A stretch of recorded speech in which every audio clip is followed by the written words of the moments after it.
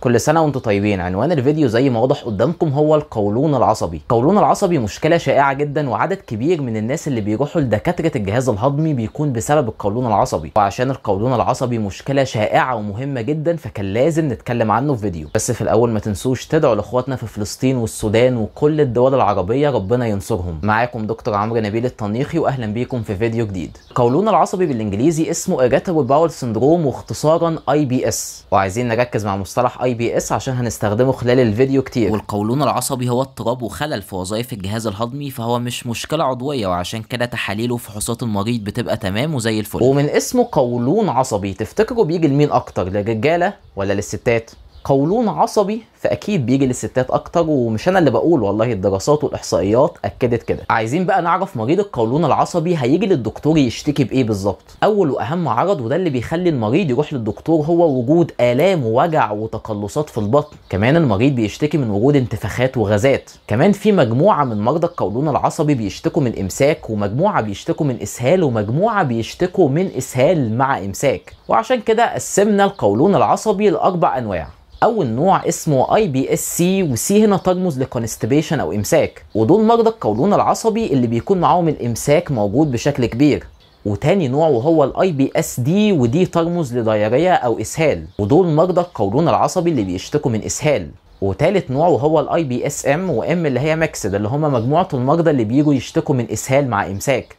واخر نوع هو IBS Unclassified، وده مش قادرين نصنفه هو ايه بالظبط. نرجع تاني للاعراض اللي بيشتكي منها مريض القولون العصبي. احيانا ممكن يشتكي من وجود مخاط مع البراز. كمان في شكوى مهمه جدا وهي الانكمبليت ايفاكويشن. هنا المريض بيشتكي ان هو بعد الحمام بيحس ان لسه فاضل فضلات ما خرجتش، وده بيكون مضايقه شويه. وعايز اكد على نقطه مهمه، ان اعراض القولون العصبي مش بتكون موجوده طول الوقت، اوقات بتيجي واوقات بتكون الدنيا تمام وزي الفل. لقوا ان اعراض القولون العصبي بتزيد اكتر مع فترات الضغط والتوتر، وعند الستات بتزيد الاعراض مع الدوره الشهريه. ولقوا ان الناس اللي بيجي لهم نزلات معويه ممكن مع النزلات المعويه اعراض القولون العصبي بتزيد، وده اللي بيسمى بوست انفكشوس IBS. كمان لقوا ان في عدد من مرضى القولون العصبي بيكون معاهم مشاكل صحيه تانية زي الصداع النصفي والاكتئاب.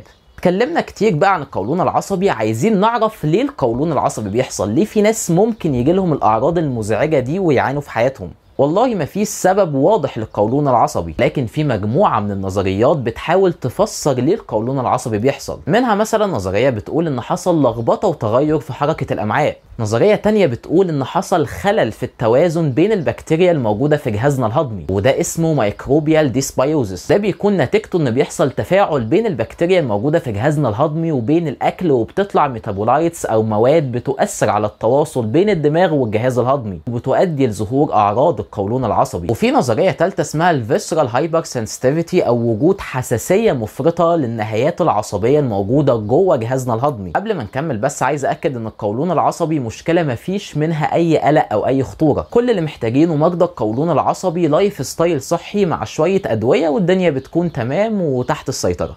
ونيجي بقى لسؤال مهم تاني، وهو ازاي بنشخص القولون العصبي. في كده مجموعة من الكرايتيريا هنتكلم عنها، دي اللي بتشخص القولون العصبي. هو ان لازم المريض يكون بيشتكي من ألم ووجع في البطن على الأقل مرة في الأسبوع في آخر 3 شهور، ولكن الأعراض تكون بدأت من 6 شهور أو أكتر. وبيكون معاه حاجتين من الثلاثة اللي أنا هقولهم. يكون الألم ده بيزيد أو بيقل مع البراز، او ان يكون الالم ده مصاحب ليه امساك واسهال، او امساك واسهال مع بعض، او ان المريض يلاحظ تغير في شكل البراز، طبعا بالاضافه للاعراض اللي احنا اتكلمنا عنها من شويه. ولكن في حاجه مهمه جدا في تشخيص القولون العصبي، وهي استبعاد الاسباب العضويه اللي ممكن تعمل اعراض شبه القولون العصبي. عشان كده في ريد فلاجز او علامات خطر لما الدكتور بيشوفها بيشك ان المريض ده ما عندهوش قولون عصبي، ممكن يكون عنده مشكله عضويه تانية، زي ان المريض يكون سنه فوق ال50 سنة. يعني بالمنطق ما ينفعش مريض يكون عنده 70 سنة ونقول ده عنده قولون عصبي.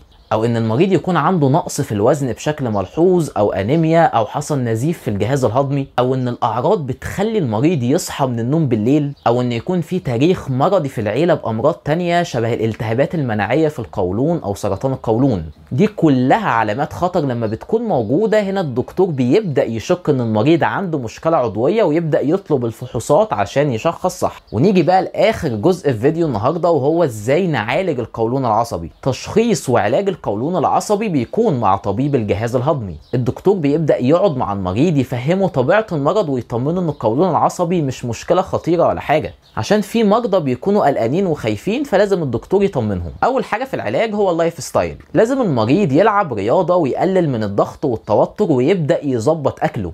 اهم حاجة الاكل الصحي، لازم المريض يبعد قدر الامكان عن الاكل الحراق والاكل المسبك واي انواع من الاكل بتسبب زيادة الاعراض عنده.